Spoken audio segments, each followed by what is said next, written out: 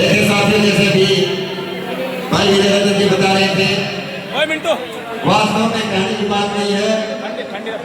पहली बार ऐसा लगा कि दिल्ली के अंदर, संसद के अंदर कोई शहर पहुंचा, क्योंकि अगर उस दिल्ली के अंदर संसद से संत शिरोमणि सतगुरुदास जी महाराज का नाम गूंजा तो भाई चंद्रशेखर, इसके लिए धन्यवाद, एक बार जोरदार तालियों से स्वागत किया जाता है।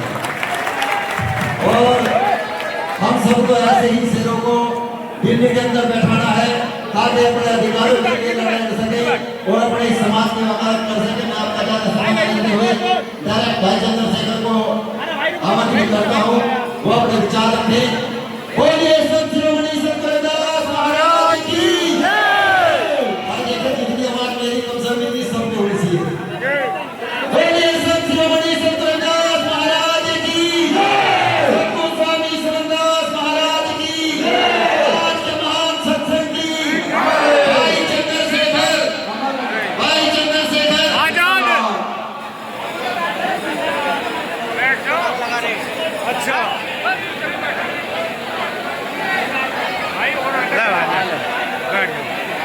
भाई सभी बैठ जाएं, अनुशासन का परिचय दें। बैठ गए सभी लोग, क्योंकि अगर बैठोगे नहीं, शांति नहीं बनाओगे। बोलिए संत शिरोमणि सतगुरुदास महाराज की जय। सतगुरुदास महाराज की जय। अखंड ज्योति स्वामी सतगुरु समदास महाराज की जय। स्वामी ज्ञान भिक्षुदास महाराज की जय। स्वामी हरिदास महाराज की जय। ओम के समर्थ सही संत रामानंद जी महाराज की जय। सुखदास धाम की जय। अनसुईया धाम की जय। चाहे तो प्यार में बैठ जाओ, चाहे नाराज होकर बैठ जाओ, जितना भी मर्जी पर बैठ जाओ, बात नहीं होगी बात बैठ जाओ। महान सत्संग में मेरे दाईं तरफ बैठे हमारी माई बहनें,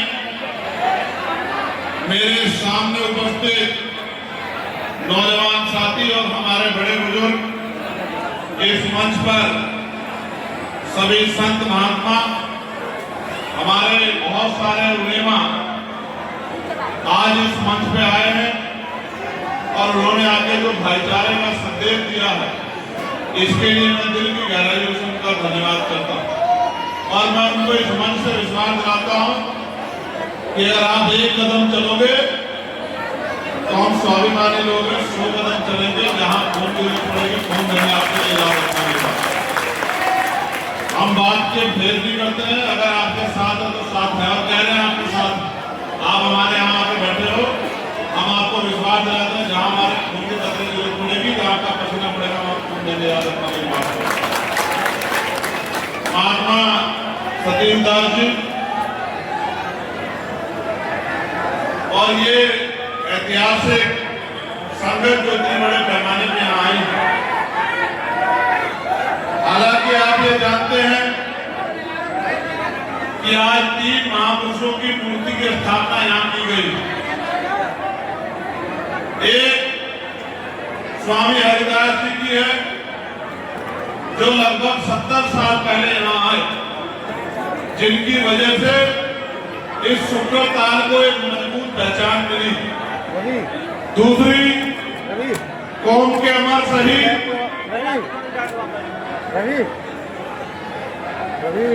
स्वामी रामानंद महाराज जी की है, जिनको आसिया विहाना में गोली मारकर उनकी हत्या कर दी गई थी, वो शहीद हो गए थे। आपको शायद जानकारी नहीं है, जब मैं सांसद बना था तो सबसे पहले मैंने प्रण लिया था अपने जीवन में, सांसद बनने से पहले, कि अगर मुझे मौका मिला तो मैं सबसे पहले उस स्थल के दर्शन करने आऊंगा जहां कौम के मसीह स्वामी रामानंद जी महाराज की साधन हुई। और मैं 3 दिन का समय निकाल के गया और उन गोलियों को देख के आया जो दीवार पर लगी हुई थी और जहां महाराज जी के खून के छींटे पड़े थे। महाराज जी का बलिदान व्यर्थ नहीं जाएगा। उनकी आने वाली नस्लें और वर्तमान में उनकी औलादे इस आंदोलन को, जो जगत गुरु सतगुरु रविदास जी महाराज का मानवता का आंदोलन है, प्रेम भाईचारे का आंदोलन है, इंसानियत का आंदोलन है, इसको हम लोग सींचने का काम करेंगे। और खून की जरूरत होगी तो खून से भी इस आंदोलन को सींचने का काम करेंगे। और शहादत देनी पड़ती है, मांगने में भीख मिलती है, अधिकार छीनने पड़ते हैं, शहादत देनी पड़ती है, क्रांतियों में बलिदान होते हैं, तो उनका बलिदान व्यर्थ नहीं गया। आज वो हमारे दिलों में जिंदा है और वो हमेशा हमारे दिलों में जिंदा रहेंगे। और तीसरी जो स्टैचू है, मूर्ति है, वो अखंड ज्योति स्वामी समंत दास जी महाराज की है, जो मैं तो उनको यही कह सकता हूं कि उनका आशीर्वाद, उनका हाथ हमेशा मेरे सर पे रहा। और आज हम लोग जो कुछ भी हैं वो अपने संतों, गुरुओं और महापुरुषों के आशीर्वाद की वजह से है। इसके लिए मैं सभी संतों गुरुओं का भी बहुत बहुत धन्यवाद करता हूं। भाई, सत्संग की बहुत सारी बातें आपको महात्मा जी बताएंगे। इनका काम है समाज में फैली बुराइयों को हटाना और सच्ची बातें आपको बताना, सही रास्ते पे आपको लेके चलना। और हम भी इनके साथ साथ कंधे से कंधा मिला के इस काम को आगे बढ़ा रहे। हालांकि मैं सत्संग में तो आया हूं, लेकिन महात्मा सतीश दास जी के घर में एक बहुत बड़ा दुख अभी हुआ। उनकी माता जी जो हम सबको छोड़ के चली गई है, मैं उसमें नहीं पहुंच पाया, इसके लिए मैं क्षमा प्रार्थी हूं, क्योंकि आप जानते हो कि मेरे कंधों पे जिम्मेदारी नहीं। और अगर जिम्मेदारी ना होती तो मैं आपके बराबर में खड़ा होता, ऐसी कठिन घड़ी में आपका हाथ नहीं छोड़ता, आपके कंधे से कंधे को मजबूत करता, आपको एहसास दिलाता कि आपके साथ। और आज भी आपके साथ खड़ा हूं, हमेशा आपके साथ खड़ा हूं। मगर दो तीन बातें आपसे कहनी है। आप बहुत प्यार करते हो और वो प्यार हर चीज में दिखता है। जब मैं आपसे बैठने के लिए कहता हूं तो कुछ गैर जिम्मेदार बच्चों को छोड़कर सभी लोग बैठ जाते हैं, मेरी एक आवाज पे बैठ जाते हैं, मेरी बात का मान रखते हैं। मैं इसके लिए बहुत आभारी हूं। लेकिन ऐसा नहीं कि सिर्फ आपने मुझे मेरी बात पे पहरा किया, आपने मुझे ताकत भी दी है। जब मुझे नोट की जरूरत पड़ी तो आपने नोट दिए, जब मुझे वोट की जरूरत पड़ी तो आपने मुझे वोट दिए, जब मुझे किसी आंदोलन में आपकी जरूरत पड़ी तो आपने दिल्ली में जाकर भी एहसास कराया है कि हम तुझे अकेला छोड़ने वाले नहीं है, तेरी लड़ाई को कमजोर नहीं पड़ने देने वाले हैं। जिसके लिए मैं दोनों हाथ जोड़ के आपका धन्यवाद करता हूँ। दो तीन छोटी छोटी बातें जो आपके लिए हैं। सत्संगत मिल रही है माधो जैसे मधुमक्खी। मैं आपसे हाथ जोड़ के कह रहा हूं, हालांकि आप जानते हैं कि मेरे हाथ आप ही के आगे जुड़ते हैं और किसी आगे जुड़ते नहीं है, इस बात को आप अच्छी तरह जानते हैं, इसमें कोई चोरी नहीं है। मैं बहुत जिम्मेदारी से आपसे कह रहा हूं, सच में अगर आप मुझसे प्यार करते हैं तो मेरी बात पे पहरा देना कि सत्संगत मिल रही है माधो जैसे मधुमक्खी। ऐसे रहो जैसे मधुमक्खी के छत्ते में मधुमक्खियां रहती हैं।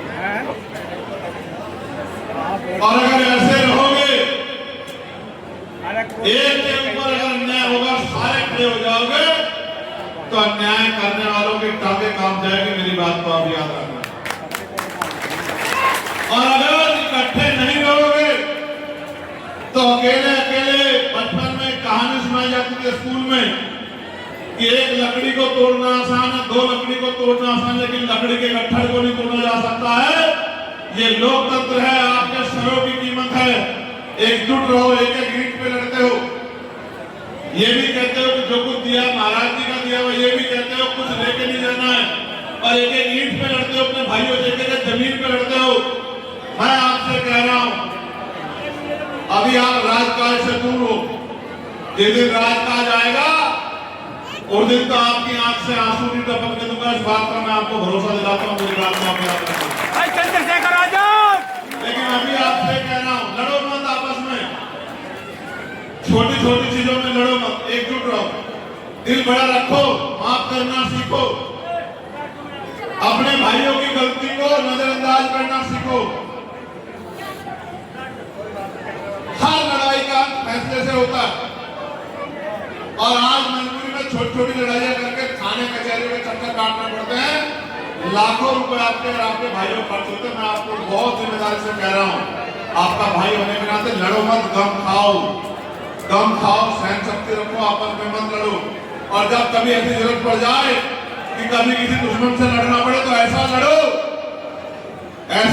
कि इतिहास याद रखे कि दोबारा लड़ने से पहले लोगों को सोचना पड़े कि इनके साथ लड़ना है नहीं लड़ना है। मेरी बात को याद रखो।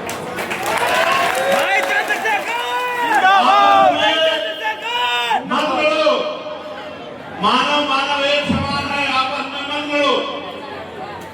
और अगर कहीं गर्दन फंस जाए, ऐसी स्थिति बन जाए कि लड़ना पड़े, तो फिर ऐसे लड़ो कि लोग याद रखें कि कोई लड़ाका पैदा हुआ था जो लड़ा था। छोटी छोटी बातों में मत लड़ो, भूलने की हिम्मत रखो, गम खाने की हिम्मत रखो। दूसरी बात, ऐसे ही एक सत्संग में जगत गुरु सतगुरु रविदास जी महाराज तो हमारे कुल गुरु हैं। मैं बार बार इस बात को दोहराता हूं कि ऐसे सत्संग में महाराज जी से पूछा गया था कि महाराज जी ये बताओ कि रविदास मानुष सुखी बसंत सुकर है तो उठाओ। ये पूछा गया कि महाराज जब इतनी मेहनत करते हैं, संघर्ष करते हैं, पसीना बहाते, हमारे जीवन में सुख शांति क्यों नहीं है? जब ये पूछा गया तो महाराज जी ने वाणी के माध्यम से बताया कि रविदास मानुष सुखी बसंत को सुकर है तो उठाओ, एक सु स्वराज माही दूसर मरगट गाँव। इसका अर्थ यह है भाइयों, मेरे प्यारे भाइयों बहनों, मेरी माओ, इसका अर्थ यह है मेरे बुजुर्गों कि सुख शांति का जीवन जीने के दो ही रास्ते हैं। कितने रास्ते हैं? दो। उंगली से बताओ कितने रास्ते हैं? दो। सबके सब ऐसे उंगली करके बताओ कितने रास्ते हैं? दो। ठीक है, कितनी उंगलियां हैं? दो। रास्ते कितने हैं? दो। एक सु स्वराज माही दूसर मरगट गाँव। पहला रास्ता है सुख शांति कैसे मिलेगी? जीते जी चाहिए स्वराज माही अपने राज में मिलेगी। कब मिलेगी? अपने राज में। कब मिलेगी? अपने राज में। कब मिलेगी? स्वराज में। कब मिलेगी? स्वराज में। जब आपके पास राजकाज होगा तब मिलेगी सुख शांति, वरना कब मिलेगी? मरगट गांव, शमशान घाट, कब्रिस्तान में मरने के बाद। अब अगर मरने के बाद वाली चाहिए तो कोई दिक्कत नहीं, और अगर जीते जी चाहिए तो राजकाज लाना पड़ेगा। राजकाज के अलावा कोई रास्ता नहीं है, वरना फैलाते रहो हाथ और घुटन पे जिंदा रहो। ये लोकतंत्र है। बाबा साहब अम्बेडकर ने रानी का पेट चीर के आपकी उंगली में इतनी ताकत दी है, जिसे चाहे कुर्सी में बिठा दो, जिसे चाहे धरती में पटक दो, सारी ताकत आपके हाथ में, किसी दूसरे के दरवाजे जाने की जरूरत आपको नहीं। तो महाराज जी ने कहा एक सु स्वराज माही दूसर मरगट गाँव। तो फिर संघर्ष से एक आवाज आई कि महाराज जी राजकाज तो अभी भी है, राजा महाराजा होगा। तो महाराज जी ने कहा कि राज अगर बिना नीति के होगा तो भी लोगों का भला होने वाला नहीं है, कोई सुख शांति नहीं मिलेगी। इसलिए उन्होंने कहा ऐसा चाहूं राज में जहां मिले सवर्ण अन्न और छोट बड़े सब संबसे गुरु रविदास रहे। इसका मतलब यह है कि राज ऐसा होना चाहिए जहां कोई छोटा बड़ा ना हो, जहां कोई ऊंच नीच ना हो, जहां कोई भेदभाव ना हो, किसी को खाने के लिए अन्न की, तन ढकने के लिए कपड़े की, सर ढकने के लिए छत की, पीने के लिए पानी की दिक्कत ना हो, किसी बहन बेटी का अपमान ना हो, कोई भूखा ना सोए, कोई प्यासा ना सोए, किसी पे कोई जुर्म जाते ना हो, कोई चोरी लूट डकैती ना हो, सब बराबर हो, ऐसा राज होना चाहिए। और राज को उन्होंने क्या नाम दिया? बेगमपुरा राज। बेगमपुरा राज। जोर से बताओ। बेगमपुरा राज। सतगुरु रविदास जी महाराज के बच्चों जोर से बताओ कौन सा राज? बेगमपुरा राज। उधर माँ बहनों की तरफ से आवाज आनी चाहिए, बेगमपुरा राज। कौन सा राज? बेगमपुरा राज। मुझसे भी कम आवाज है तुम्हारी, खाए नहीं मुझे लगता है कुछ नहीं। बताओ जोर से कौन सा राज? बेगमपुरा राज। कौन सा राज? बेगमपुरा राज। कौन सा राज? बेगमपुरा राज। हर घर नारा लगाएंगे, बेगमपुरा को बसाएंगे। हर घर नारा लगाएंगे, बेगमपुरा बसाएंगे। तो भाइयों बेगमपुरा राज। और आप भी सुन लो मेरे प्यारे जिम्मेदार साथियों, बेगमपुरा का मतलब होता है बिना गम का राज, बेगम, जहां किसी की जिंदगी में कोई गम ना हो। ऐसा राज होना चाहिए जहां कोई छोटा बड़ा ना हो, ऊंचा नीचा ना हो, जहां कोई भेदभाव ना हो, सब लोग बराबर हों। इस्लाम में भी यही बात कही गई है आपके यहाँ कि कोई छोटा बड़ा नहीं होगा, सब लोग बराबर। तो बेगमपुरा राज, अब ये बताओ बेगमपुरा राज लाएगा कौन? कौन आएगा बेगमपुरा राज? हम तो बेगमपुरा राज के विचार के समर्थन करते हैं मानने वाले लोग, वही तो लाएंगे ना। भाई मुझे प्यार कौन करेगा? जो मुझे चाहता वही करेगा ना, वरना गोली मारने वाले लोग नहीं है या नहीं है, जेल भेजने वाले लोग नहीं है, हड्डियां तोड़ने वाले लोग नहीं है। तो मेरे लिए कौन खड़ा होगा बताओ? खड़े होंगे। वही खड़ा होगा जो मुझसे प्यार करता है, वही खड़ा होगा नहीं होगा? हाथ मार बता सब कौन खड़ा होगा? सारे खड़े होंगे। अच्छा नीचे का इसका मतलब समझो। बेगमपुरा तब आएगा जब बेगमपुरा लाने वाले लोग खड़े हो जाएंगे, तैयार हो जाएंगे कि हमें बेगमपुरा लाना, तब आएगा बेगमपुरा। ठीक है? और ये सपना किसका है मनोज भाई? गुरु रविदास जी का सपना नहीं है, ये हमारे गुरु जगत गुरु सतगुरु रविदास जी महाराज का सपना है, जो 600 साल पहले उन्होंने बनारस में खड़े होकर देखा। और 600 साल से वो इंतजार कर रहे हैं कि मेरी आने वाली नस्लें कभी तो मेरे सपने को पूरा करेंगी। और मैं ये कहता हूँ, जो बेटा अपने बाप के सपनों को पूरा नहीं करता, उस बेटे का सम्मान कभी नहीं होता। मेरी बात को याद रखना। तो हमारे तो कुलगुरु में जगत गुरु सतगुरु रविदास जी महाराज, हम तो जो कुछ है वो उनकी वजह से है, उनके आशीर्वाद से है, उनकी त्याग तपस्या से है और उनके नाम से हमारी पहचान है। इसलिए मैं कह रहा हूं कि हमें सबको मिलकर बेगमपुरा राज लाना है। तो प्यारे भाइयों, ये बेगमपुरा लाने के लिए भी हमें संघर्ष करना, राज का लाना। हमें एक आखिरी बात आपको कहता हूं, इसी बेगमपुरा की बात को बाबा साहब अम्बेडकर ने 1949 में भारतीय संविधान में लिख दिया है। कहां लिख दिया है? भारतीय संविधान में लिख दिया है एक आर्टिकल में कि कोई छोटा नहीं होगा, कोई बड़ा नहीं होगा, कोई ऊंचा नहीं होगा, कोई नीचा नहीं होगा, सबको अपने धर्म के मानने की आजादी होगी। कोई किसी को अत्याचार नहीं करेगा, अत्याचार करेगा तो उसके खिलाफ कार्रवाई होगी। कोई परेशान नहीं होगा, कोई किसी को सताएगा नहीं। मगर अभी जो सरकार है वो संविधान को मानने वाली सरकार नहीं। इसलिए बाबा साहब ने कहा था संविधान कितना भी अच्छा क्यों ना हो, चलाने वाले हाथ अच्छे नहीं होंगे, उनकी नीति अच्छी नहीं होगी, उनकी नीयत अच्छी नहीं होगी।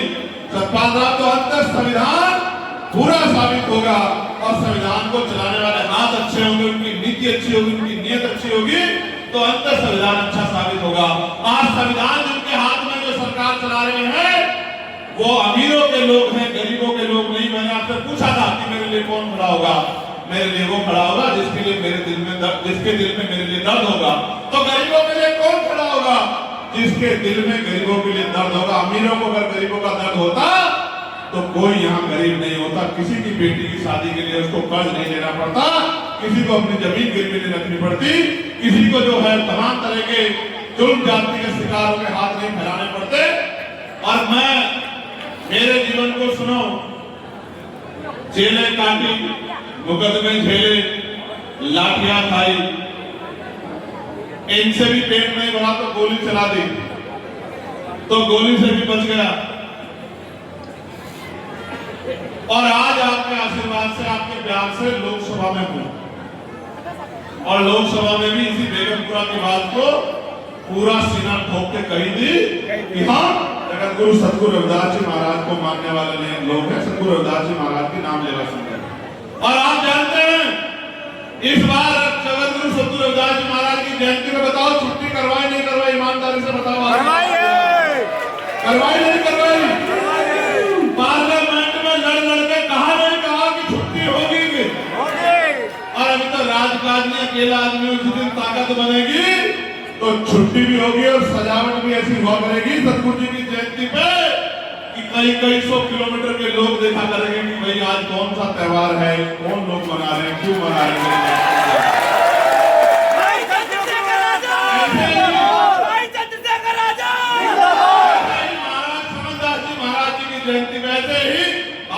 अम्बेडकर की जयंती पर आपको कह रहा हूं इसमें अपने दर पे खड़े होंगे। ऐसे ही ईद पे अगर आपको भी जो है उस सम्मान का एहसास नहीं कराया तो मेरा नाम चंद्रशेखर आजाद नहीं याद रखना। कहानी सुनो, ये बड़ी हमारी बहन के सामने ये नोट देखो, देख रहे हो कितने का नोट है? 500। मेरी मेहनत का नहीं, कहां से आया? बहनों ने एक माँ बैठी है, माँ, ये देखो 500 का नोट, और वो साखंड की है, और नाम उसने बताया था, मेरे दिमाग से निकल रहा, क्या नाम था उनका? संकलेश देवी। और महात्मा तीरदास जी ने मुझसे कहा कि ये हमारी माँ ये 500 का नोट लेके घूम रही है कि अपने बेटे को देना है। देखो भाई, मैं थोड़ा सा भावुक आदमी, उसको 500 रुपए कमाने में कितना समय लगा होगा आपको आइडिया है? बहुत समय लगा। कितना समय लगा होगा? बहुत समय। कम से कम 2 दिन। और कितना पसीना बहा होगा उसने? वो खेत में मजदूरी और इस तरह काम करके उसने 500 नोट कमाया, और उसने वो 500 का नोट मेरे सरकार पे मुझे दिया। आप समझते हो उसके मेरे जीवन में इस 500 नोट की क्या कीमत है? अनमोल है। मेरे लिए 5 करोड़ से ज्यादा कीमती है नोट, क्योंकि ये मेरी माँ के पसीने का नोट है। ये किसी अमीर के गले से आया नोट नहीं, ये मेरी माँ के खून पसीने का नोट है। और मैं आपको बहुत जिम्मेदारी से कह रहा हूँ, बात 500 रुपए की नहीं, बात है उसकी हिम्मत की। 2 दिन में जो उसने कमाया उसने अपनी उस औलाद को इस आंदोलन के लिए दे दिया। मैं उस हिम्मत की दाद देता हूँ, और मैं उस माँ को इस मंच पे वचन देता हूँ, इस मंच से उस माँ के लिए, उस माँ के प्यार के लिए वचन देता हूँ कि जब तक मेरे जीवन में सांस रहेगी और मेरे शरीर में लहू का आखिरी कतरा रहेगा, पूरी ईमानदारी से सतगुरु रविदास जी महाराज के मिशन पर डटा रहूंगा। जहां कल की चली जाती आज चले जाए, झुकूंगा नहीं, मेरी बात को याद रखना। बेगमपुरा की क्या पहचान? मानव मानव एक ना समान। झुकूंगा, ना आपके स्वाभिमान सम्मान से समझौता करूंगा। और आखिरी बात ये है, महात्मा सतीदास जी को बहुत बहुत धन्यवाद, महापुरुषों की तस्वीर लगा दी है, लेकिन आपसे अनुरोध है, सिर्फ तस्वीरों से काम नहीं चलेगा, उनके विचारों पर भी चलना पड़ेगा। आज जितने नौजवान यहाँ खड़े हैं, आत्मा महाराज जी बात में मानेंगे नहीं, मैं तो सब बता रहा हूँ, ये इस बात को नहीं मानेंगे, सारी बात मान जाएंगे, लेकिन अपनी तरफ से कोशिश करने में क्या करूँ? तो मेरा आपसे आग्रह, जितने लोग मेरे साथ आए, बाकी तो आपको तय करना है,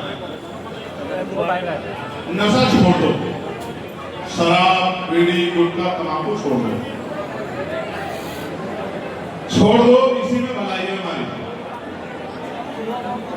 शराब बीड़ी तंबाकू नशा गुटखा जो भी आप करते हो, इस बुराई को छोड़ दो। ये पैसा भी लेती है, जान भी लेती है, इस ऐप को छोड़ दो। हमारे लोगों की नसों में घुस गया ये, इस गांव में जाओगे सब जगह मिलेगा ये आपको। मैं चंद्रशेखर आजाद बहुत जिम्मेदारी से कह रहा हूँ, गुरु घर पे खड़े होकर हम सतगुरु रविदास जी महाराज के नाम लेवा संगत है। अगर हमने समाज में उदाहरण पेश नहीं किया ना कि हम वचन के पक्के हैं, तो कोई दोबारा कर नहीं पाएगा, मेरी बात को याद रखना। तो बुराइयों को छोड़ो, अच्छाइयों को रहना, ठीक है? अब इसमें हिम्मत नहीं उठा पा रहे हाथ दो करने की, बताओ कितने लोग हैं जो छोड़ेंगे?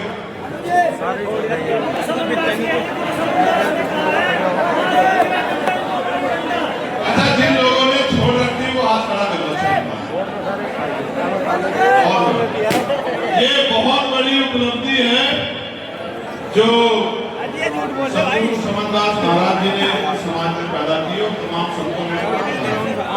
इसके लिए मैं पुनः अखंड ज्योति सतगुरु समनदास जी महाराज के चरणों में नमन करता हूँ और आपके बीच से जाने की याद चाहता हूँ। मुझे अभी काम जाना है। एक कहानी दो चीजें बतानी है भाई। बच्चों, दो बहुत जरूरी बात बतानी। आगे बैठ जाओ, ये बैठो बीच वाले, बैठ जाओ, बैठ जाओ। बहुत जरूरी बात बतानी है, बताओ। सुन लो जल्दी, बहुत इंपॉर्टेंट है। एक हमारे समाज जवान का बच्चा जो बीएसएफ में था, रेडियो ऑपरेटर था, उसकी करंट लगने से जान चली गई है। उसकी डेड बॉडी वहां बिजनौर जिले के गांव में अभी आ गई है और उसको शहीद का दर्जा नहीं दिया जा रहा है, ऐसा मुझे बताया गया। मुझे उस परिवार की लड़ाई लड़नी है। एक बात, जिसने अपने प्राणों का बलिदान दे दिया इस देश की सुरक्षा के लिए, उस भाई की सम्मान की लड़ाई, उसको सम्मान मिले, उसके परिवार को लड़ने, एक बात है। और अभी अम्बेडकर नगर जिले में अभी खबर आई मेरे पास, एक लड़की जो हमारे गरीब कमजोर समाज की थी, छोटी थी, कुछ दरिंदों ने उसको नोच के रेप करके उसकी हत्या कर दी। उसकी डेड बॉडी बरामद हुई। गांव में बहुत दुख का माहौल है।